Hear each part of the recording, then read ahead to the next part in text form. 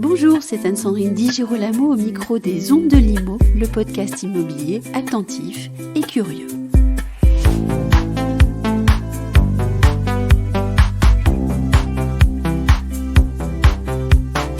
Alors je pense que commencer le prochain quinquennat avec un plan de relance du logement serait absolument formidable. Et voici l'économiste Nicolas Bouzou qui, comme certains professionnels de l'immobilier, susurre à l'oreille des candidats à la présidentielle une suggestion qu'ils ont pourtant bien du mal à entendre. Faut-il mettre en œuvre un plan de relance du logement et sous quelle forme ? Depuis plusieurs années, l'idée en France fait son chemin.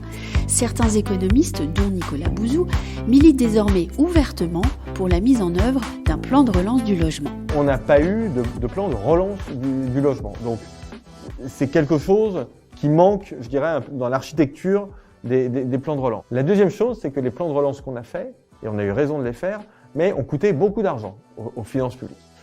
Or, l'avantage du logement, c'est que ça coûte pas énormément d'argent aux finances publiques. Il s'agit plutôt d'essayer de trouver des moyens, des mécanismes dérogatoires pour dire en temps normal, c'est assez difficile de construire parce qu'il y a beaucoup de contraintes, ce qui est normal. Et là, pendant un temps limité, on va essayer de lever des contraintes et on va essayer d'aider, de pousser à la construction de logements. Troisième avantage, c'est que le logement, ça fait de l'activité économique tout de suite, mais c'est quand même bon à long terme.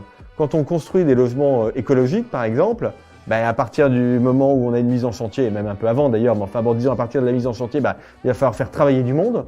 Donc ça fait de l'activité extrêmement vite. Mais quand on construit un bon logement, bien isolé, avec un bon système d'énergie, ça va durer des dizaines d'années. Et en même temps, ça augmente le bien-être d'une nation. Donc pour toutes ces raisons, vraiment, en tout cas moi je militerais pour qu'il y ait un plan de relance très rapidement après l'élection législative.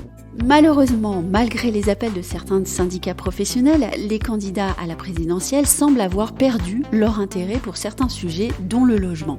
L'enjeu est pourtant vif et à ce point sensible que désormais vient à l'esprit de bon nombre de professionnels de l'immobilier l'idée que le logement pourrait être au cœur et à l'origine d'une crise sociale. L'initiative du groupe Consulteam doit, dans ces conditions, être remarquée et encouragée. Consulteam qui organise, le 17 mars 2022, un grand débat en présentiel dans 6 villes françaises, en présence d'invités politiques et économiques et d'experts de l'immobilier et de l'investissement.